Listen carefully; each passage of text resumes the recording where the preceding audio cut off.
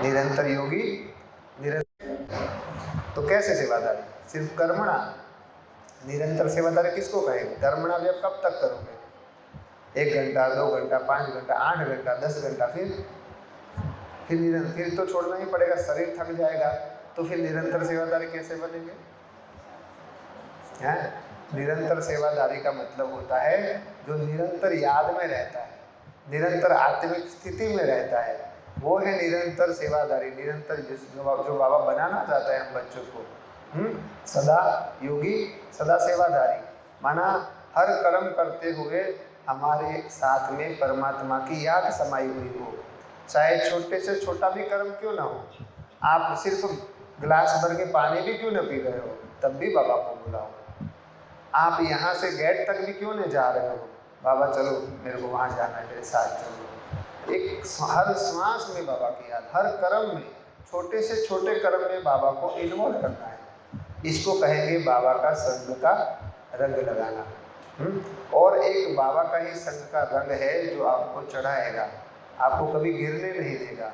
बाकी मनुष्य आत्मा में जैसे किसी में 10% अवगुण हो गए, किसी में 20% हो गए, किसी में 30% हो गए, किसी में 5% हो गए, किसी में 50% हो गए, पर जरूर कुछ तो खाद, कुछ तो अलाई मिक्स होती ही है।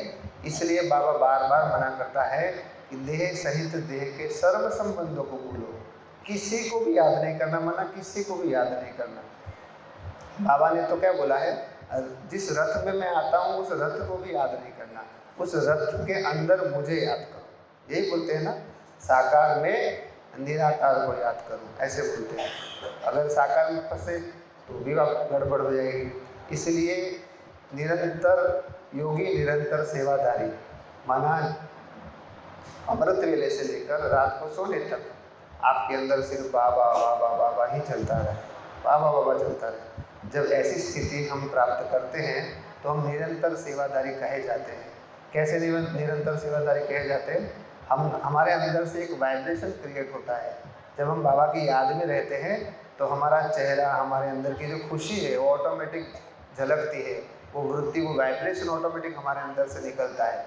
तो जो आत्मा अपने 24 घंटे में जितना भी समय सुबह अमृत वेले से के रात तक आत्मिक स्थिति में रहकर बाबा की याद में रहती है, उससे बड़ा सेवादारी कोई नहीं है, उससे बड़ी सेवा कोई नहीं है। बाबा को हम बच्चों के प्रति जो आस है, कौन सी आस है बाबा को?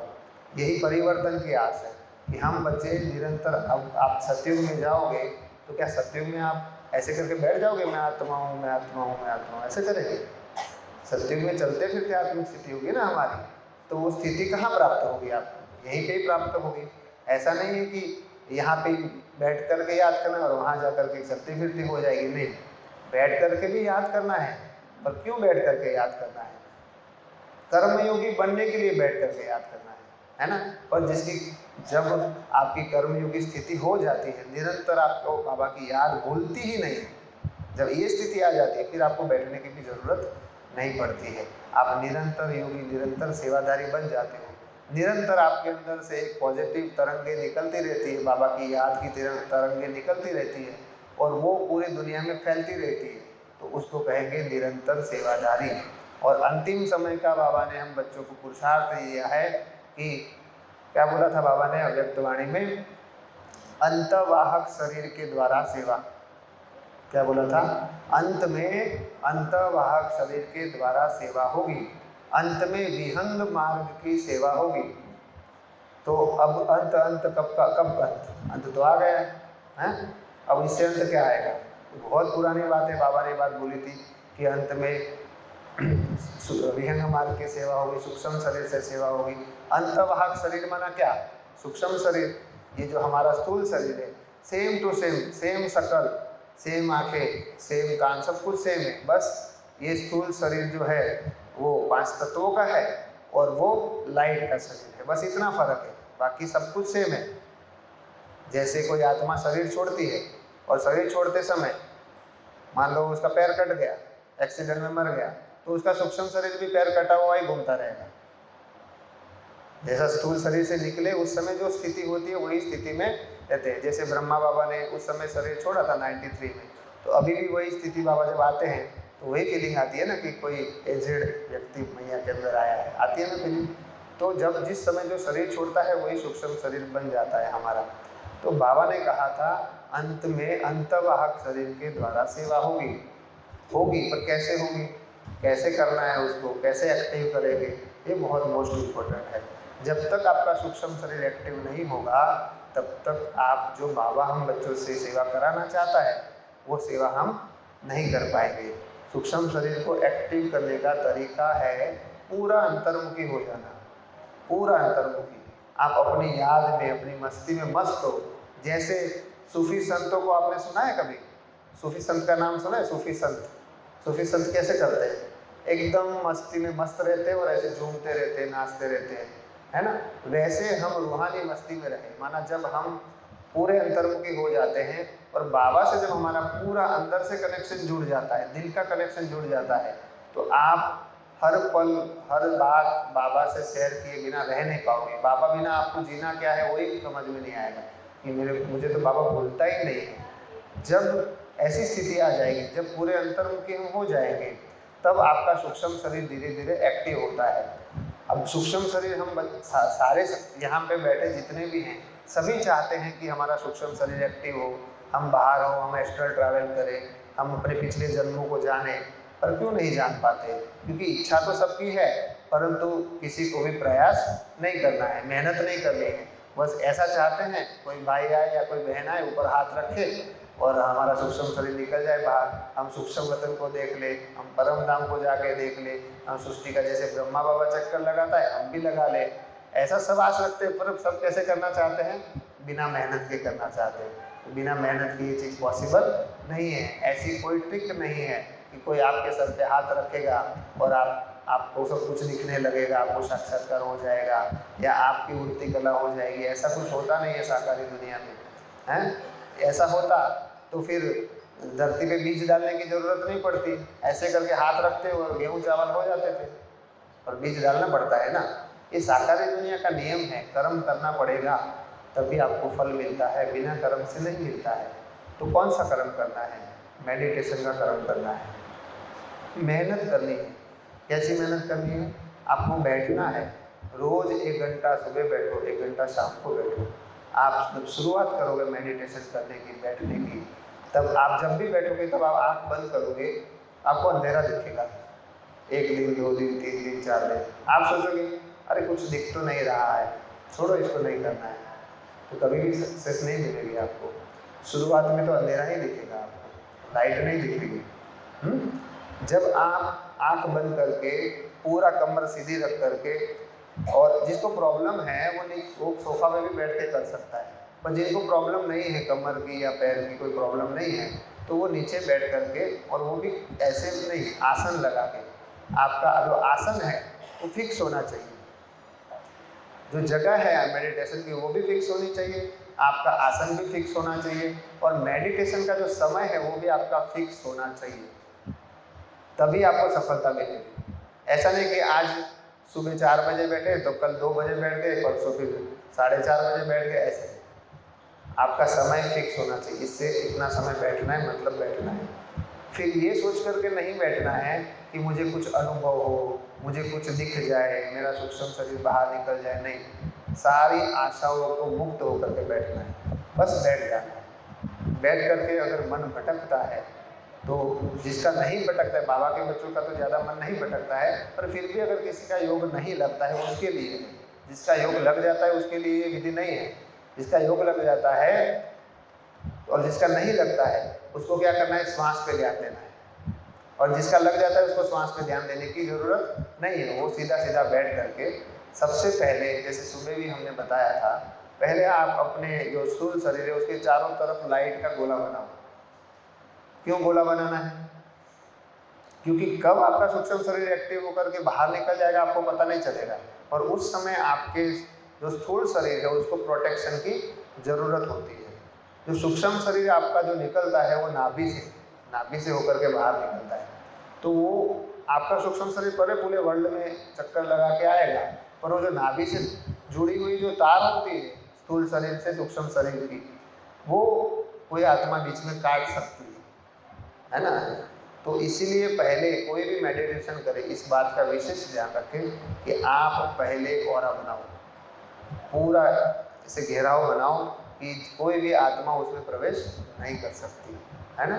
तो क्या होता है, जब हम सूक्ष्म जगत में एंट्री करते हैं ना, तो बहुत सारी आत्माएं आप उनको देखोगे, वो आपको देखेंगी, तो वो कोशिश करेंगी कि भाई ये तो सूक्ष्म दुनिया में भी घुस रहा है, तो दुनिया में भी है, और सूक्ष्म दोनों में कैसे रह रहा है। तो उनको सहन नहीं होता है, इसलिए वो सोचते हैं कि इसका शरीर छूट जाए, ऐसा सोचते हैं। तो इसीलिए हमें पहले प्रोटेक्शन करना है, पूरा लाइट का गोला बना देना है और ऐसे देखना है कि मैं लाइट के गोले में बैठी हूँ, और आपके स्थूल शरीर को कोई नहीं देख पाएगा। जब आप बाबा को आह्वान करोगे कि प्यारे बाबा, मीठे बाबा, आ जाओ, मेरी मदद करो, हाँ, फिर उसके बाद आप गोला बनाओ। गोला बनाओगे तो आपका जो स्थूल शरीर है एकदम प्रोटेक्ट हो गया, सेफ हो गया। उसके बाद आप ध्यान में बैठो, उसके बाद आप 5 मिनट या 2 मिनट या 10 मिनट, जितना भी आपको समय आपको ठीक लगे, अच्छा लगे, उतना आपको लंबी सांस खींच करके ओम करना है, ठीक है। ओम भी कैसे करना है, ओम ऐसे नहीं, ओम करने का भी एक तरीका है जिसे मैं आपको बता रहा हूँ। ऐसे लंबा सांस खींचो,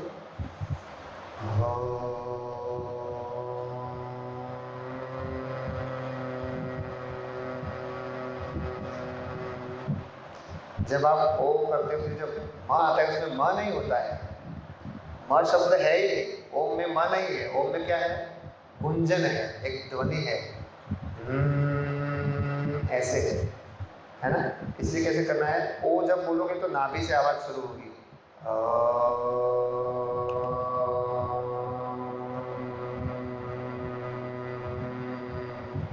जब आप करके देखो, खाली करके देखो, आपका पूरा यहाँ पे जो पूरा वाइब्रेट होगा, ये पूरा मस्तिष्क वाइब्रेट होगा, आपको लगेगा कोई ऊर्जा अंदर ऐसे स्पंदन कर रही है। करके देखो, खाली करके देखो,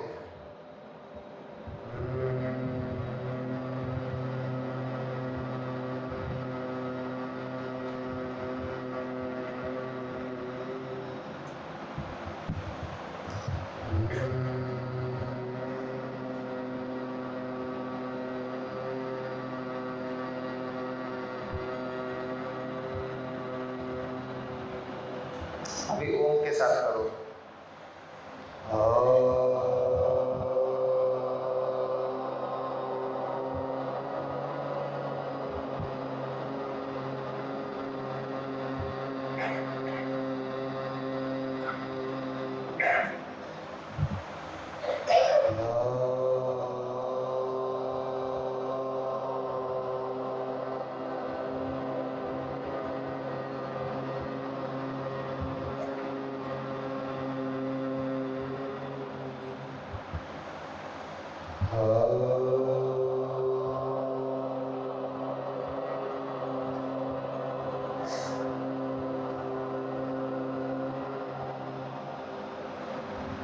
तो ऐसे जब आप गुंजन करोगे, जैसे बाउंड्री होती है करती है ना, वैसे जैसे नासा ने भी प्रूव किया है कि सूर्य के आजू बाजू यही नाद बजता है। कौन सा, ये जो गुंजन है करके वो ही ओम का अनहद नाद है ना, एक साउंड है, वो कोई शब्द नहीं है। ओम क्या है, निशब्द है ना। वो तो हमने समझने के लिए शब्द बनाया है, ऐसे 3 बना के ऊपर से ऐसे करके वो किया है, परंतु वो शब्द नहीं है, वो एक साउंड है।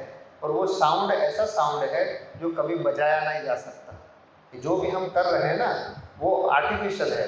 ओरिजिनल जो वो है, वो तो जब आप मेडिटेशन में बैठते हो, जब ध्यान में जाते हो, तो निरंतर आपको सुनाई देता है, वो कंटिन्यू सुनाई देगा आपको। ऐसा नहीं कि 1 मिनट के लिए बंद होगा, नहीं, कंटिन्यू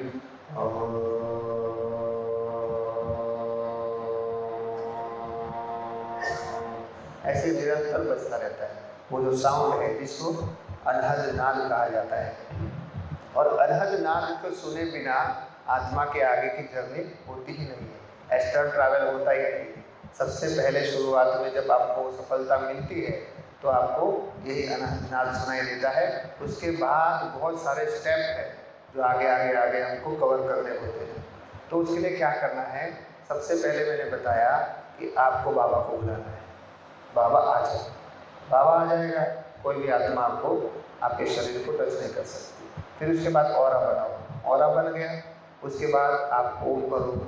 और फिर भी अगर मन भटकता है तो श्वास पे ध्यान दो, श्वास देखो। ऐसा नहीं कि श्वास को बढ़ाना है या कम कर देना है, नहीं, जो नॉर्मल चल रही ब्रीदिंग उसको देखना है। सांस जा रही है, फिर आ रही है, फिर जा रही है। नाक, यहाँ नाक है ना, इसके नीचे देखना है। देखना है मतलब इन आंखों से नहीं देखना है, ध्यान यहाँ करना है कि श्वास आ रही है, जा रही है, आ रही है, जा रही है। आप धीरे धीरे देखोगे आपका मन एकदम शांत हो गया है, एकाग्र हो गया है। और धीरे से ये जो ध्यान है यहाँ से निकल कर धीरे से ऐसे करके यहाँ चला जाएगा, भ्रुकुटी में चला जाएगा। पर हम बाबा के बच्चे बहुत समय से अभ्यास कर रहे हैं, तो हमारा तो सीधा भ्रुकुटी में ध्यान चला जाता है, श्वास में जाने की जरूरत नहीं पड़ती है। पर अगर किसी का भटक रहा है मन, बाबा का सहयोग नहीं लग रहा है, तो इसके द्वारा जाना है। दूसरा, आप जब भी मेडिटेशन करने बैठो, आप अपने दोनों श्वास चेक करो, क्या दोनों नाकों से सेम श्वास चल रहा है? यहाँ से देखो, इन दोनों नाकों से सेम श्वास बाहर निकल रहा है, अंदर जा रहा है। एक नाक अगर थोड़ा सा कम श्वास ले रहा है जैसे, तो क्या होता है, बहुत कम समय ऐसा होता है कि जब दोनों नाकों से सेम श्वास चलती है। और वो जब वो समय हो, श्रेष्ठ समय है, वो कब होता है? जब आप सुबह उठते हो, जब आप चेक करते हो, तो दोनों श्वास, दोनों नासिकाएं खुली होती है, जिसको ईला नाड़ी, पिंगला नाड़ी बोलते हैं ना, दोनों नाड़ियाँ खुली हैं। जब दोनों नाड़ियाँ खुली, उस समय आप मेडिटेशन करने बैठो, 100% योग लगेगा आपका। और अगर एक नाक थोड़ा सा कम हवा निकाल रहा है, एक नाक से ज़्यादा निकल रही है ना, सबके साथ ऐसा होता है ये, है ना। ऐसा नहीं कि कोई योगी है तो उसका निरंतर नहीं, वो पैरेलल, कभी इस नाक का कम हो जाता है, कभी उस नाक का कम हो जाता है, वो चलता रहता है। तो उसके लिए क्या करना है? उसके लिए आपको अनुलोम विलोम करना है। ये जो हमारे ऋषि मुनि जो बता के गए हैं ना, वो कोई गलत चीज़ें नहीं बता के गए, बहुत फायदेमंद चीज़ें हैं। आप अनुलोम विलोम करो। अनुलोम विलोम कैसे करते हैं मालूम है? इस हाथ को ऐसे रखना है, ऐसे आगे रखना है, और ये जो है उसमें ये 2 उंगलियां है, ऐसे रखनी है आपको। ये वाली जो पहली उंगलियां है ऐसे रखनी है, इससे एक नाक और अंगूठे से दूसरा नाक, और ये हाथ ऐसे रखना है। ऐसे करके आप एक नाक से श्वास खींचो, फिर एक नाक से निकालो, फिर उसी नाक से खींचो, फिर उससे निकालो। ये अनुलोम विलोम 5 मिनट अगर आप अनुलोम विलोम करने के बाद अगर आप बाबा के याद में बैठते हो, वो योग देखना, और बिना ऐसे किए फिर योग देखना, आपको एक अंतर नजर आ जाएगा। जब दोनों नासिकाएं खुल जाती हैं तो आपका योग बहुत अच्छा लगता है, बहुत अच्छा योग लगेगा। मेरा खुद का प्रैक्टिकल अनुभव है, आप करके देखना, मेरी बातों में भरोसा नहीं करना, आप खुद करना। ऐसे नॉर्मल योग लगाना, कभी अनुलोम विलोम करने के बाद योग लगाना, उसमें दोनों में अंतर आप खुद चेक करना। हाँ, क्या होगा, जैसे आप अनुलोम विलोम करोगे तो दोनों नासिकाएं, जो एक नासिका कम चल रही है ना, वो भी खुल जाएगी। और जब दोनों नासिकाएं यानी दोनों श्वास नाड़ियाँ चलने लगती है, तो फिर तीसरी नाड़ी जो सुषुम्ना नाड़ी है वो एक्टिव होती है। जब वो एक्टिव होती है तभी सारे अनुभव होते हैं, जब तक वो एक्टिव नहीं होती तब तक अनुभव नहीं होते। और वो एक्टिव तभी होती है जब दोनों श्वास एक साथ चलते हैं। इसलिए क्या करना है, ये किसकी बात है? जिनका योग नहीं लगता है, जिनको प्रॉब्लम है, इन लोगों के लिए। जिसका बैठते ही बाबा की याद में खो गए, उनको कुछ भी करने की जरूरत नहीं, वो सीधे बस हो जाओ बाबा की याद में, है ना। पर विधि से कहते हैं ना, सिद्धि मिलती है। स्टेप बाय स्टेप अगर हम जाते हैं तो सिद्धि मिलती है। आज हमारे ब्राह्मण दुनिया में एक भी आत्मा ऐसी नहीं है जो हॉस्पिटलाइज होकर शरीर छोड़ा हो। अगर संपूर्ण योगी होते तो हॉस्पिटलाइज होते नहीं होते। और संपूर्ण योगी, बाबा ने मुरली में क्या बोला है, शरीर कैसे छूटे? जैसे मक्खन से बाल निकले। अगर मक्खन से बाल निकले मतलब जब बाल गिरता है मक्खन में ऐसे निकाल देते हैं तो वहाँ लकीर भी नहीं रहती है ना, खरोच भी नहीं आती बाल की। मतलब कि हमारा शरीर ऐसे छूटे, हमारी मर्जी से निकले, हम जब चाहे हम शरीर से बाहर निकल जाए। ऐसे हमारे भारत में बहुत ऐसे लोग होके गए हैं जो बैठे बैठे बोल के गए कि कल मैं शरीर छोड़ने वाला हूँ, वहाँ चले गए, है ना। तो वैसा वो स्थिति प्राप्त करनी है, उसको कहते हैं जीते जी मरना। बाबा बोलते हैं ना, बाबा ने हर बात बताई है कि बच्चे जीते जी मरो। जीते जी मरो माना क्या? जीते जी मरना माना क्या होता है? मरने की प्रोसेस क्या है? मरना माना होता है आत्मा सूक्ष्म शरीर को लेकर के निकल गई, स्थूल शरीर यहाँ पड़ा रहा, उसको कहेंगे मरना, उसको ही मरना बोलते हैं ना। तो वो हमें जीते जी करना है, जीते जी मरना है, माना जीते जी सूक्ष्म शरीर को निकालना है बाहर, उसको कहेंगे जीते जी मरना। वो तब हो सकता है जब हम पूरी तरह से संपूर्ण समर्पण हो जाएंगे, पूरे बाबा के बनेंगे। और जो मैंने बोला, ये मेहनत करनी पड़ेगी आपको, रोज बैठना पड़ेगा। ऐसे नहीं होगा आप बस ज्ञान सुनते रहो सुनते रहो, कितना भी सुनते रहो आप, मजा आएगा। ज्ञान सुनने का बहुत मजा आता है ना। कितने लोग दुनिया में ज्ञान सुनाते हैं, वो सब यही बोलते बैठना पड़ेगा, मेहनत करनी पड़ेगी।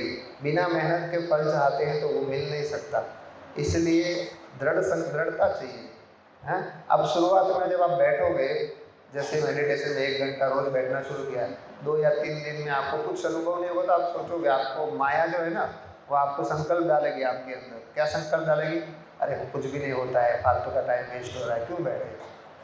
वहीं पे आप हार जाते हो और वहीं उठ के चले जाते हो, और वहीं पे ही हमारी आध्यात्मिक जर्नी जो है वो रुक जाती है। इस बीच हम अगर भगवान को जीवन दिया है तो हमें अगर प्राप्ति नहीं हुई, ऐसे ही हमने शरीर छोड़ दिया, तो फिर क्या भगवान को मिले हम? अगर रहस्य को, इस शरीर के रहस्य को, इस सृष्टि के रहस्य को, सूक्ष्म जगत को नहीं जाना है, अपने पास्ट जन्मों को नहीं जाना, तो फिर क्या हमने पुरुषार्थ किया? बाबा मुरली में बोलते हैं, वो एक्टर बुद्धू एक्टर है जो अपने एक्ट को नहीं जानता है। साकार वाणी में बोला है, वो एक्टर बुद्धू एक्टर है जो अपने एक्ट को नहीं जानता। कौन से एक्ट को? पिछले जन्मों में क्या नाम रूप देश काल, आपने नाम कौन से नाम से थे, क्या रूप माना कौन सा चेहरा था, कौन सा देश था, और काल माना समय, कौन से समय में आप थे। जब तक आपने अपने पिछले जन्मों की जर्नी को नहीं जाना, तब तक आप बुद्धू एक्टर ही हो, बाबा बोलते हैं। हाँ, इसलिए क्या करना है? मेहनत करनी है, बैठना पड़ेगा। ऐसे कुछ भी नहीं होने वाला। कितना भी ज्ञान सुन लो, कितनी बार भी बाबा से मिल लो, कितना भी अमृत वेला कर लो, कितना भी मुरली सुन लो, अगर आपको अपनी उन्नति करनी है तो आपको मेडिटेशन करना पड़ेगा, बैठना पड़ेगा। डेली एक ही समय पे, एक ही स्थान पे, एक ही आसन पे बैठना पड़ेगा। और बैठने के बाद पूरी दृढ़ता से बैठ जाओ, हिलना नहीं है। ना शरीर को हिलाना, ना मन को हिलाना, ना आंखें खोलना। अच्छा, किसी को आंखें खोल के योग करना अच्छा लगता है तो वो भी कर सकते हैं, है ना। पर आंखें बंद करके जब हम योग करते हैं तो पूरे अंदर जाते हैं, अंतर्मुखी होते हैं, है ना। अब बाबा ने आंखें क्यों खुलवाई? मालूम पहले क्या होता था कि बाबा पहले आंख बंद करके ही योग करते थे शुरू में, आदि में। तो उस समय क्या होता था, छोटे छोटे बच्चे थे, आंख बंद करके करते सो जाते थे। तो बाबा ने फिर देखा कि ये तो मेजोरिटी सो जाते, पता ही नहीं चलता कौन सो रहा है कौन जग रहा है। तो बाबा ने फिर बोला कि नहीं, अभी आंखें खोल के योग करो, है ना। आपको तो योगी लगाना है ना, बाबा को ही तो याद करना है। तो पूरे अंतर्मुखी होने के लिए आप आंख बंद करके जब बैठते हो, तब अंतर की यात्रा शुरू होती है। हाँ, अंतवाहक शरीर। अंतवाहक शरीर माना, वाहक माना उड़ने वाला, अंतवाहक माना अंदर उड़ने वाला। जैसे ये हमारा स्थूल शरीर है ना, वैसा जैसे स्थूल जगत है, ये जो क्या है, हम जो इन आंखों से जो देख रहे हैं सारा स्थूल जगत है, वैसा ही सेम टू सेम कॉपी सूक्ष्म जगत है। सेम टू सेम वो कहाँ पे है? सूक्ष्म जगत आपके अंदर है। सूक्ष्म जगत आपके अंदर, ये जो भाग, सूरज, चांद, सितारे, ग्रह, नक्षत्र, ये भारत, ये विदेश, सब कुछ आपके अंदर है, सूक्ष्म में। इसलिए हमारे शास्त्रों में लिखा है, पिंडेषु ब्रह्मांडे, ब्रह्मांडेषु पिंडे। पिंड माना शरीर, ये शरीर ब्रह्मांड के अंदर है, और ब्रह्मांड, ये शरीर के अंदर ब्रह्मांड है। समझ में आ रहा है कैसे? ये शरीर के अंदर पूरा ब्रह्मांड है सूक्ष्म रूप में, और ये शरीर ब्रह्मांड के अंदर है। कैसे? जैसे एक मिरर होता है, आप मिरर के सामने खड़े हो और ऐसे हाथ करोगे तो मिरर भी ऐसे हाथ करेगा ना, और अंदर जो दिख रहा है वो झूठा है कि ये झूठा है? दोनों सत्य है ना। वो भी सत्य है और ये भी सत्य है। फर्क क्या है कि जो वो अंदर वाला है वो सत्य, मेन सत्य क्या है? बाहर वाला है। बाहर वाला जो कर रहा है वही मिरर के अंदर होता है। मिरर माना आईना। आईने के सामने जब आप खड़े रहते हो और ऐसे हाथ करोगे तो मिरर में भी ऐसे हाथ होगा कि नहीं होगा? कि नहीं होगा? होगा ना। तो जो मिरर है वो स्थूल दुनिया है। मिरर के अंदर वाला जो कर रहा है ना यूँ, वो स्थूल दुनिया है, और बाहर में जो कर रहा है वो सूक्ष्म दुनिया है। समझ में आया? इसलिए कहते हैं जगत मिथ्या है। ये जगत मिथ्या क्यों बोलते हैं? जगत मिथ्या माना जगत झूठा है। क्यों झूठा है? कि जो सूक्ष्म जगत में होता है वो स्थूल जगत में होता है, ना कि स्थूल जगत में जो होता है वो सूक्ष्म जगत में होता है। पहले जैसे आप कारपेंटर हो, चेयर बनाते हो, कुर्सी बनाते हो, तो पहले कुर्सी कहाँ बनेगी? कुर्सी की डिजाइन कहाँ बनेगी? मन में बनेगी, सूक्ष्म में बनेगी। फिर कहाँ बनेगी? फिर स्थूल में बनेगी। मतलब पहले सूक्ष्म हुआ, फिर स्थूल हुआ, है ना? तो हम ये जो बाहर जो जितनी भी बड़ी दुनिया है वो हमारे अंदर है। हम जो एस्ट्रल ट्रैवल करते हैं, माना जो सूक्ष्म जगत में जो घूमते हैं, पूरी दुनिया घूम करके आते हैं, वो हम कोई बाहर आत्मा निकल करके नहीं जाती है। आत्मा अगर शरीर से बाहर निकल के चली गई ना तो शरीर छूट जाएगा। अंतर यात्रा क्यों बोलते हैं? अंदर की यात्रा है ये, बाहर की यात्रा नहीं है। ये जो सूक्ष्म यात्रा है ना वो अंदर की यात्रा है। आप अंदर ही अंदर घूमते हो। अंदर में जो आपके अंदर हर एक, जैसे भिखारी भी जो बैठा होता है ना मंदिर के सामने, उसके अंदर भी पूरा सूक्ष्म जगत है, पूरा ब्रह्मांड उसके अंदर है। एक अमीर से अमीर आदमी के अंदर भी है, सबके अंदर है, समान रूप में है। जो भी बैठेगा और ध्यान करेगा वो इस चीज को पाएगा, इस प्राप्ति को पाएगा। और उसके लिए बैठना पड़ेगा। सुनना बहुत हो गया, बहुत ज्ञान सुन लिया, बहुत कुछ सुन लिया, अच्छा है, सुनना चाहिए, कुछ तो दिमाग में जाएगा। मैं ऐसा नहीं बोलता नहीं सुनना चाहिए, पर सिर्फ सुनते सुनने से भी कुछ नहीं होगा। आपको बैठना पड़ेगा, रोज 1-2 घंटा बैठना पड़ेगा। सुबह 1 घंटा बैठो, शाम को 1 घंटा बैठो, और पूरा स्थिर होकर के बैठो, पूरा कट ऑफ होकर के बैठो। मोबाइल साथ में नहीं रखना है, बहुत दूर रखना है ना? और बिल्कुल हिलना नहीं, बॉडी को हिलाना नहीं है, पूरा स्थिर होकर के बैठो। जब तक बॉडी स्थिर नहीं होगी तब तक मन एकाग्र नहीं होगा, तब तक आप सूक्ष्म जगत की यात्रा नहीं कर सकते। पूरा स्थिर हो जाओ। स्थिर होने के बाद फिर आप देखो कैसे कमाल पे कमाल होती है। 1 दिन, 2 दिन, 3 दिन, 4 दिन, 5 दिन आपको कुछ नहीं दिखेगा। धीरे धीरे आपको लाइट दिखना शुरू हो जाएगी। आप जैसे ही बैठोगे लाइट, यहाँ पर लाइट दिखेगी, प्रकाश दिखना शुरू हो जाएगा।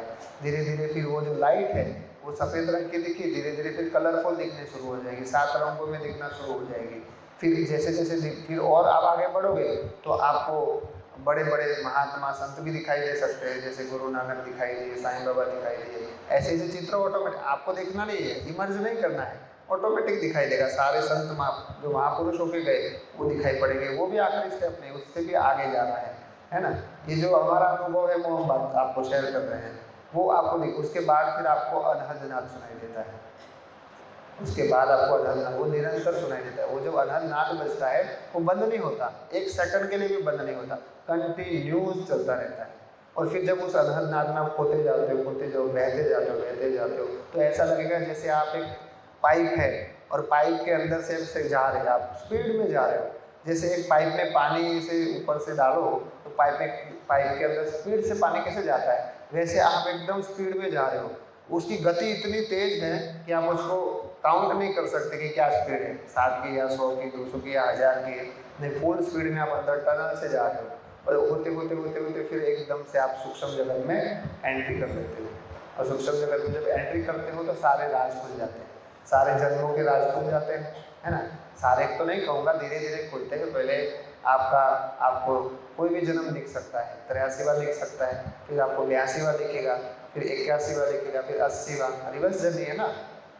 रिवर्स जर्नी 80वां, फिर 70, 90, 70, ऐसे ऐसे आप धीरे धीरे स्टेप बाय स्टेप अपने जन्मों को देखते जाओगे। बाबा कहता है हर आत्मा के अंदर एक रिकॉर्डिंग भरा हुआ है। इतनी छोटी सी आत्मा और 84 जन्मों का एक एक सेकंड उसमें रिकॉर्ड है। बस उस रिकॉर्ड को खोलना है। जैसे कंप्यूटर में फाइल होती है, वो पासवर्ड डाला हुआ होता है तो फाइल खुलती नहीं है, उसमें बहुत सारी चीज़ें होती है, पर जब तक पासवर्ड नहीं डालेंगे तब तक नहीं खुलता है ना।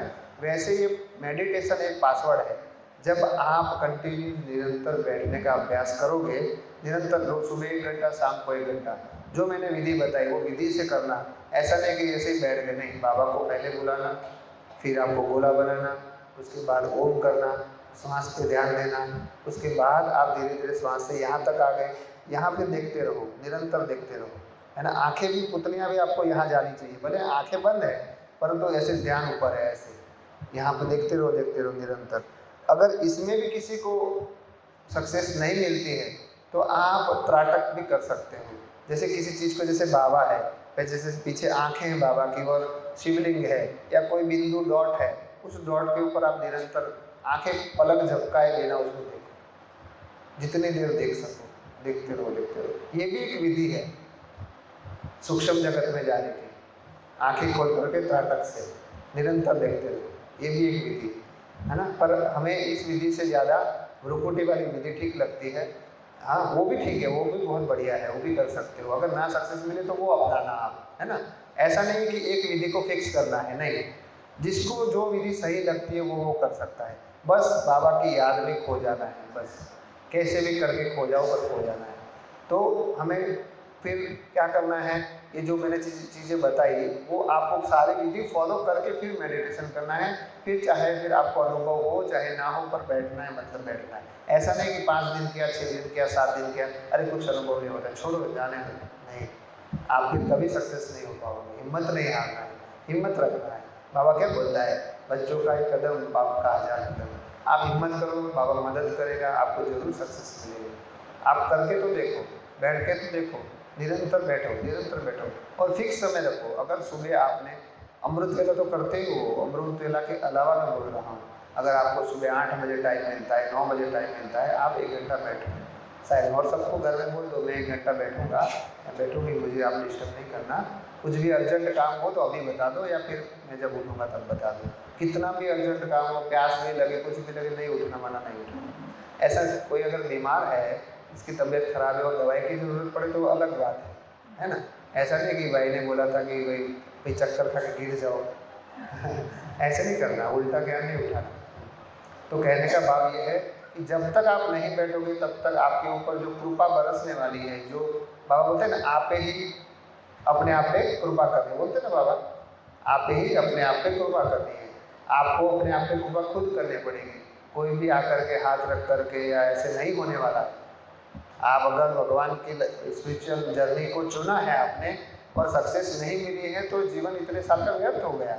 अभी तक आपने अपने आप को ही नहीं जाना है कि मैं कौन हूँ। मैं कौन हूँ का मतलब कि मेरा क्या पार्ट है, मैंने कितने जन्म में क्या क्या पार्ट बजाया है। जब तक ये नहीं जाना तो हम तो बुद्धू एक्टर में आ जाएंगे। इसलिए क्या करना है, इस जर्नी को जानना है। कोशिश करो, ट्राई करो, बैठो, रोज बैठो। सक्सेस ना मिले 15 दिन, 1 महीना की, आप 40 दिन तक एक ही जगह पे, एक ही समय पे, एक ही आसन में, एक ही स्थान पे अगर बैठ गए, बीच में गैप, 1-2 दिन की गैप नहीं चलेगी, निरंतर 40 दिन बैठ गए, आपको सक्सेस ना मिले ऐसा हो नहीं सकता। 40 दिन का ये प्रोसेस है, 40 दिन का साइकिल है ये। हमारी बॉडी में भी 40 दिन में ब्लड जो है वो चेंज हो जाता है। तो ये 40 दिन का प्रोसेस है। अगर 40 दिन का आपने प्रोसेस कर लिया, पर उसमें कंडीशन है कि जैसे आज आपने मान लो कि सुबह 8 बजे का समय फिक्स किया है डेली, और किसी दिन आपको कुछ काम आ गया, आपने वो समय मिस कर दिया, तो फिर 40 दिन शुरू करना पड़ेगा, नए से नया, गैप नहीं होना चाहिए। 100% सक्सेस मिलेगी। फिर आप ये आस लगाकर नहीं बैठना कि हाँ मुझे ये दिख जाए, वो दिख जाए, नहीं, कोई आस नहीं रख, बस मुझे बैठना है, बाबा की याद में बैठना है ना।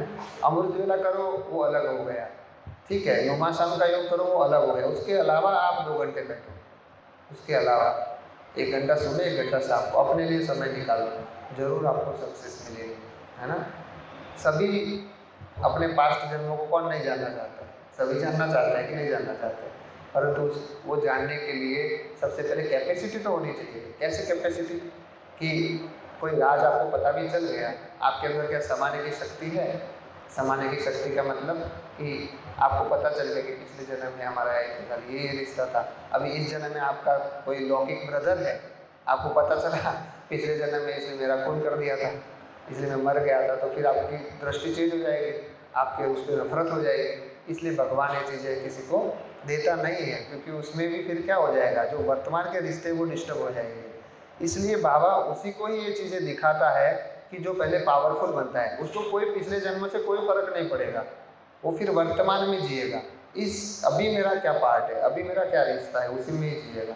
पिछले रिश्तों में, पिछले जन्मों में अगर पता भी चलेगा तो भी उसको कोई फर्क नहीं पड़ेगा, उसी के अंदर ये पावर आती है।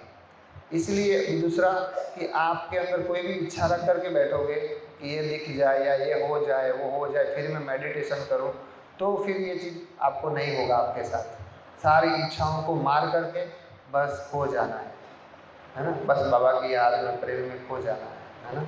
अगर आपको कुछ भी नहीं आता है तो आप कुछ भी अगर सूक्ष्म मंत्र भी नहीं दिखता है, परम धाम भी नहीं दिखता है, कुछ भी नहीं होता है, तो आप बैठ करके मेरा बाबा शिव बाबा, मेरा बाबा शिव बाबा ऐसे करो, वो भी फायदा करेगा, वो नुकसान नहीं करेगा। ये भी आपको क्या करेगा, मन में, मुख से नहीं, अंदर। ये किसके लिए है, जिसको कुछ नहीं आता है ना, ना उनको सूक्ष्म वतन जाना आता है, ना परम धाम जाना आता है, ना कुछ भी नहीं आता है, तो फिर वो बैठ करके ऐसे करे। बैठ जाओ, कमर सीधी रखो और आंखें बंद कर दो, ध्यान मुद्रा में बैठो, मन ही मन बोलो मेरा बाबा शिव बाबा, मेरा बाबा शिव बाबा, मैं बाबा का, बाबा मेरा। फिर सिर्फ बोलना नहीं है, मन में चित्र भी बनाना है साथ में। सिर्फ बोलोगे तो मन भटक जाएगा। जैसे आप चित्र नहीं बनाया ना, तो मुख से जैसे आप मेरा बाबा बोल रहे, पर बुद्धि कहीं और घूम रही है। जैसे यहाँ बैठ के ओम कर रहे हो, पर बुद्धि में कुछ और चल रहा है। क्यों? क्योंकि चित्र नहीं बनाया आपने। इसलिए कोई भी आप जैसे कुछ चीज़ ओम भी कर रहे हो, तो चित्र बनाना बहुत जरूरी है। मन में जैसे बाबा का चित्र बनाओ, सूक्ष्म वतन में बाबा ब्रह्मा बाबा के अंदर बैठा हुआ है, या परम धाम में बाबा है, और उस परम धाम में बाबा को देख रहे हो, बाबा यूँ चमक रहा है लाइट के रूप में, और मैं उनको देख रहा हूँ। और फिर आप अभ्यास करो, है ना। फिर आप बोलो मेरा बाबा शिव बाबा, देखते जाओ उस लाइट को, और फिर मन में बोलो मेरा बाबा शिव बाबा, मेरा बाबा शिव बाबा, ऐसे, है ना। मैं बाबा का, बाबा मेरा, निरंतर बोलते जाओ। बोलो, इसमें भी आपको सक्सेस मिलेगी, इसमें कोई नुकसान नहीं होगा आपका। ठीक है। ये किसके लिए है? जिसको कुछ भी नहीं आता है, या कुछ उड़ नहीं सकते, या आपको सूक्ष्म वतन में जाना नहीं आता, परम धाम नहीं दिखता है, उसके लिए, है ना। कुछ नहीं करना, उससे तो कुछ तो करें, कुछ तो फायदा होगा, पर बैठना जरूरी है। 1 घंटा कम से कम अपने लिए जरूर निकालें। निकालेंगे कि समय नहीं है? अपने लिए भी समय नहीं है, हैं? अरे आप अपने लिए समय नहीं ले पाओगे तो फिर क्या करोगे? यही करना है ना। वहाँ अंतिम समय में क्या करोगे? नियम मार्ग की सेवा कैसे करोगे? सूक्ष्म शरीर जब एक्टिव नहीं होगा तो कैसे करोगे? ऐसे हॉस्पिटल में हॉस्पिटलाइज होकर मरना है क्या? नहीं, योगी की तरह मरना है। कैसे मरना है?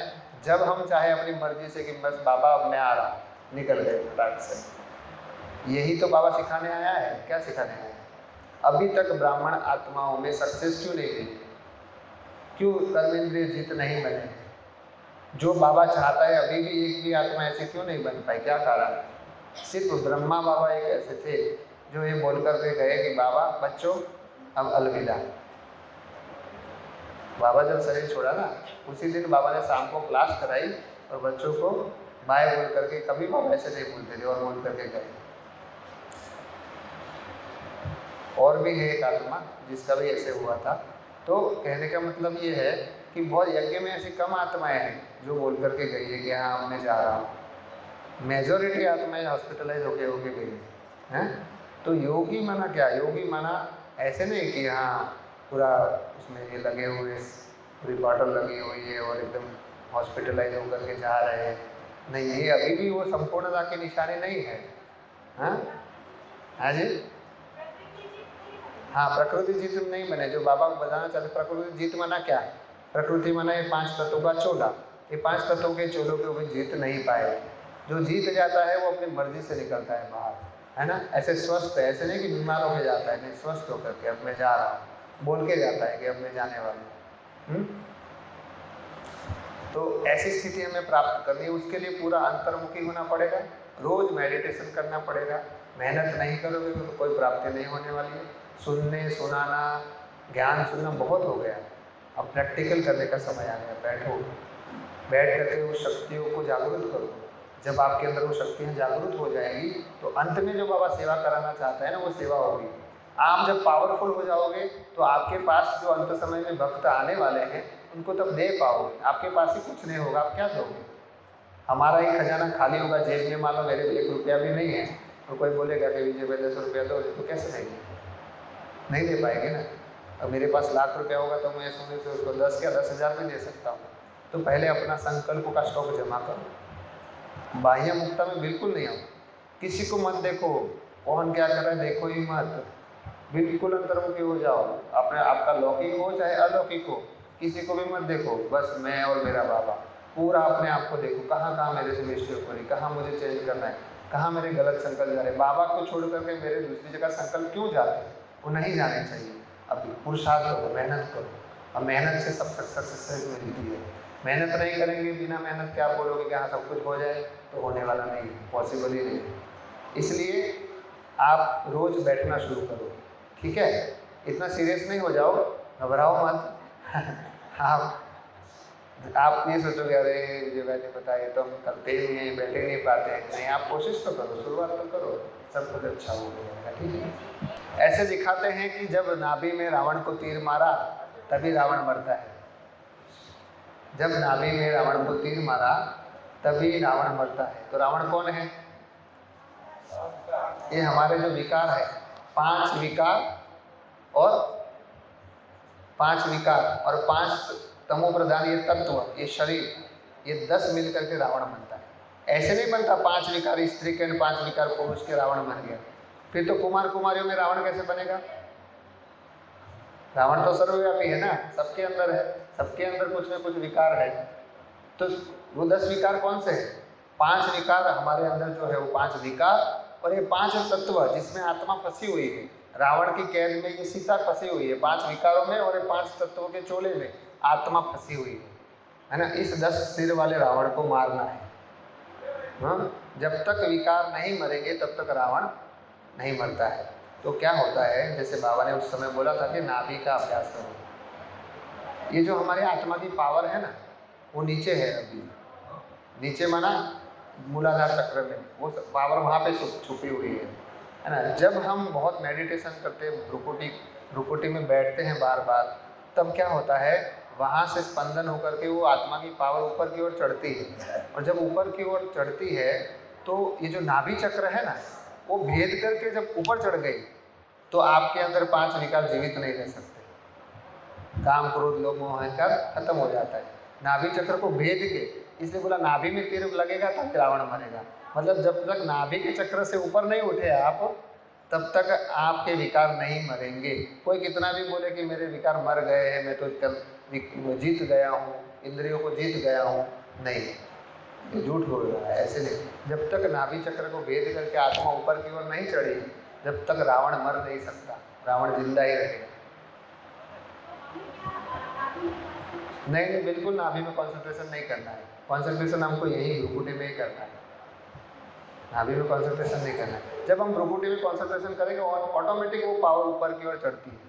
मैंने बोला ना, ईड़ा पीड़ा नाड़ी जो है उसमें सुषुम्ना नाड़ी, उसमें से पावर ऊपर आती है, ऑटोमेटिक चढ़ती है, ठीक है? मैं तो एक ही बात कहूँगा, आप जो मैंने विधि बताई उसको करो, यहाँ पे ध्यान करो भ्रुकुटी में।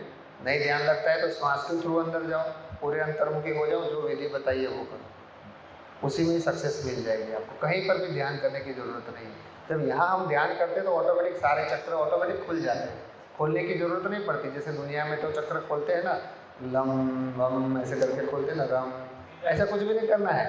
बाबा ने हमें सहज राजयोग सिखाया है। सीधा भ्रुकुटी यहाँ से श्वास के थ्रू, नहीं जिसका योग नहीं लगता है वो श्वास के थ्रू जाए, नहीं तो फिर डायरेक्ट आप सीधा भ्रुकुटी में जाओ, भ्रुकुटी में बैठो। यहाँ पर बैठ गए, सारे चक्र ऑटोमेटिक चालू हो जाते हैं, ठीक है? जैसे आदि रत्न बच्चे हैं, वो शरीर छोड़ करके दूसरा जन्म ले लिए। अब उनको पता थोड़ी था कि हम कौन है, पता था क्या? किसी आप सबको पता था कि हम आदि रत्न है? नहीं पता था ना, अभी भी नहीं पता है ना? अभी भी पता है क्या? नहीं पता, अभी पिछले जन्मों को देखा नहीं है।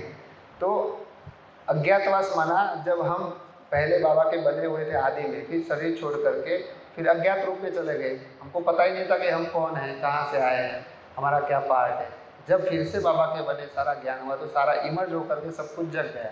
तो फिर आप फिर अज्ञातवास से निकल गए बाहर। अभी हमको पता चल गया कि हम कौन हैं, तो आप अज्ञातवास से बाहर आ गए, ठीक है?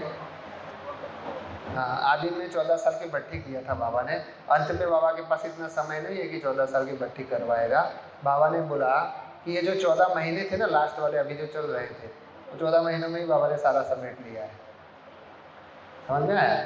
इसलिए आदि में जो 14 साल की भट्टी चली, ऐसे अंत में चल नहीं सकती। और आत्माओं में इतनी हिम्मत, ताकत भी नहीं है कि वो 14 साल तक बिना टीवी के, बिना समाचार के एक कैंपस के अंदर कैद होकर के रहे। है किसी में हिम्मत 14 साल तक रहने की? यहाँ पे किसी में हो तो हाथ उठाओ कि 14 साल तक वो एक ही इसी कैंपस में बिना टीवी मोबाइल अखबार के रहे, वो दुनिया से कोई कनेक्शन नहीं, लौकिक से अलौकिक से किसी से कोई कनेक्शन नहीं, रह सकते 14 साल। है इतनी ताकत, दुनिया सारी तमो प्रधान बन चुकी है, आत्माएं भी सतो रजो तमो से गुजर गई है, यज्ञ भी सतो रजो तमो से गुजर रहा है, तो वो पावर नहीं रही। आदि में पावर थी, बाबा ने उस समय सतो प्रधानता थी तो सबने कर लिया, और अब समय भी नहीं है इतना कि 14 साल तक भट्टी चले। ठीक है, जब खुद ही अनुभव नहीं किया है तो दूसरे को कैसे बोलेंगे आप ये करके सक्सेस पा सकते हो? नहीं, भक्ति मार्ग वालों को भी अधूरा है, ज्ञान में भी अधूरा, दोनों अधूरे चल रहे। इसलिए बाबा ने क्या किया, अभी ज्ञान और भक्ति को मिला करके फिर नया ही निकाला। अभी जो बाबा का पाठ चल रहा है वो क्या है, ज्ञान और भक्ति दोनों मिक्स करके बाबा आगे बढ़ रहा है। तो आपका विचार क्या है, होना चाहिए? बिल्कुल होना चाहिए। आप अनुलोम आप करके, मैंने यही तो बोला, क्या मेरी बातों पे भरोसा मत करो, आप खुद करके देखो। आपका अभी तक योग नहीं लगता था ना, आप अनुलोम विलोम करके फिर योग करना, जब दोनों नाड़ियाँ खुल जाए फिर योग लगाने बैठना। कैसा योग लगता है आप मेरे को नेक्स्ट टाइम बताना। ये मेरा खुद का भी अनुभव है, बहुत सारे लोगों का अनुभव। जब दोनों नाड़ियाँ खुल जाती है तो तुरंत योग लगता है, उसमें टाइम नहीं लगता है। नहीं तो जब एक नाक बंद है, एक नाक खुला है, एक नाक से कम श्वास आ रहा है, तब आप कितना भी कोशिश करो, आपको जैसा योग लगना चाहिए वैसा नहीं लगेगा। इसलिए अनुलोम विलोम करने से दोनों नाड़ियाँ खुल जाती, फिर योग लगाओ, आपको अच्छा अनुभव। बहुत इंपॉर्टेंस है। बाबा ने मुरली में बोला है, जो एक्टर अपनी एक्ट को नहीं जानता वो बुद्धू एक्टर है। अपनी एक्ट को नहीं जानता का मतलब अपने जन्मों को जिसने नहीं जाना वो बुद्धू है, सभी के सभी। तो अभी सभी बुद्धू ही है, तो है कहाँ कोई कुछ जानता है? क्यों नहीं जानते हैं? क्योंकि अधूरा कर रहे हैं। राजयोग माना क्या, बाबा ने क्या बोला, निवृत्ति मार्ग वाले प्रवृत्ति मार्ग वालों को राजयोग सिखला न सके। क्या बोला? निवृत्ति मार्ग वाले प्रवृत्ति मार्ग वालों को राजयोग सिखला न सके। राजयोग प्रवृत्ति मार्ग का योग है, निवृत्ति मार्ग का योग नहीं है, इसलिए वो नहीं सिखा सकते। समझ में आया आपको? राजयोग सीखने के लिए प्रवृत्ति माना वृत्ति से परे रहने का मार्ग है ना। मैं ऐसा नहीं बोल रहा हूँ कि जोड़े वाले को ही प्रवृत्ति मार्ग कहते, नहीं, वृत्ति से परे रहने का मार्ग माना जिसके अंदर ना पुरुष की वृत्ति है ना स्त्री की वृत्ति है, दोनों वृत्ति से जब परे उठ जाती है आत्मा, तब उसको कहेंगे प्रवृत्ति, पवित्र प्रवृत्ति मार्ग। क्योंकि जो विधि सही नहीं, विधि से हमेशा बाबा बोलने में बोलते हैं विधि से सिद्धि मिलती है, सही विधि से सही सिद्धि मिलती है। विधि प्रॉपर होगी ना तो आपको, इसलिए तो मैं आपको गारंटी के साथ बोल रहा हूँ, आप ये चीज़ 40 दिन करके देखो, आपको सिद्धि ना मिली तो बता कि ये अनुभव गलत था, आप करके देखो। इसलिए तो बोला जो सीनियर है वो सोफा पे बैठ करके करे, कुर्सी में बैठ करके करे, है ना। इस दुनिया से हम ऊपर कब उठ पाएंगे? जैसे अभी हमारी बुद्धि कहीं ना कहीं फंसती है ना, लौकिक में फंसती है, कहीं ना कहीं किसी व्यक्ति में, पति में फंस गई, पत्नी में फंस गई, सेंटर के बच्चों में फंस गई हैं, कहीं कोई अलौकिक व्यक्ति में फंस गई, ऐसे ऐसे कहीं ना कहीं फंस जाती है। पर जब आप पिछले जन्मों को जान लेते हो ना, आप पूरी तरह से वैराग्य बन जाते हो। आप देखोगे अरे यार ये तो सब कचरपट्टी मैंने कितनी बार कर चुका हूँ, ये सब करने से तो मुझे कुछ भी प्राप्त नहीं हुआ। जब आपने पिछले जन्मों को जान लिया तो आपको पता चलेगा, अरे मैंने तो सारे 63 के 63 जन्म में यही किया, जन्म लिया, बड़े हुए, शादी किया, बच्चे पैदा किया, उनको पढ़ाया लिखाया, घर बना के दिया, फिर मर गए, फिर जन्म लिया, बस यही करते आए, और तो कुछ किया ही नहीं मैंने। तो ये चीज़ें हम जब जन्मों को जान लेते तो हमको ये भी पता चलता है कि पिछले जन्म में ये लोग मेरे क्या थे, है ना। ये सारी चीज़ें एकदम क्लियर हो जाती है, तो सबसे मोह हट जाता है, पूरी तरह से निर्मोही हो जाते हैं, किसी में भी बुद्धि जाने का चांस ही नहीं रहता। ये फायदा होता है पिछले जन्मों को जानने का। आप पूरी तरह से इस दुनिया से कट ऑफ हो जाओगे। कैसे कट ऑफ हो जाओगे? अंदर से। बाहर से तो आप सब कुछ कर रहे हो, उठ रहे हो, बैठ रहे हो, खा रहे हो, सबसे मिल रहे हो, जुल रहे हो, पर अंदर से पूरे वैरागी हो गए हो। जैसे दिखाते हैं भक्ति मार्ग में कि जो शंकर जी थे वो थे गृहस्थी, परंतु दिखाते वैरागी है।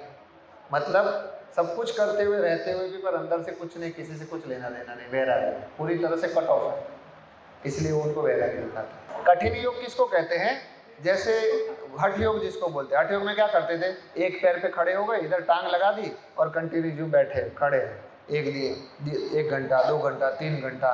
कोई फिर पानी में जाकर के बैठ गए, पानी से निकल ही नहीं रहे, पानी में बैठे। ये सारे कठिन योग है, इसको हठ योग कहते हैं। यहाँ तो कुछ नहीं करना, सोफा में भी मैंने तो बैठने को बोला, सोफा में बैठो, बस आपको क्या करना है, बस ध्यान कंसंट्रेशन यहाँ करना है, जो विधि बताइए, लाइट का गोला बनाओ, ओम करो, श्वास को देखो, ये कहाँ कठिन है, इसमें कौन सी मजबूरी है, ये तो कठिन है, यही तो सहज राजयोग है।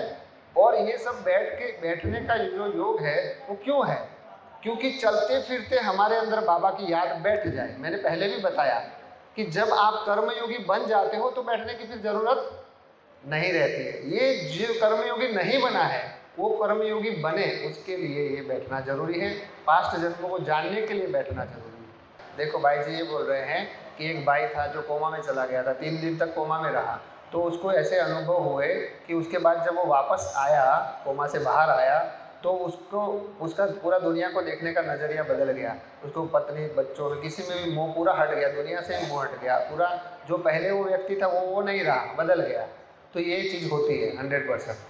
जब आप सूक्ष्म जगत में एंटर करते हो तो आप वो नहीं रहते जो पहले थे, आप बदल जाते हो। कैसे हो जाते हो?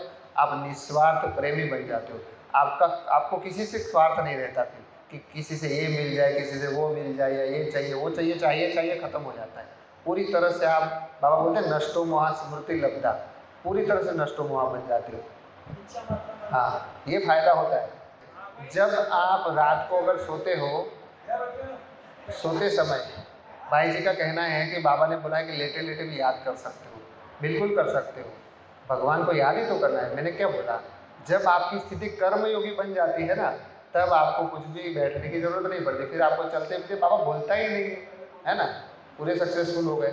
पर आपको एस्ट्रल ट्रैवल करना है, पास्ट जन्मों को जानना है, तो बैठना पड़ेगा। वो चलते फिरते नहीं होगा, वैसे नहीं चलते फिरते हो जाएगा, नहीं, वो आपको बैठ के करना पड़ेगा। तभी आप एस्ट्रल ट्रैवल कर सकते हो, तभी आप पास्ट जन्मों को जान सकते हो।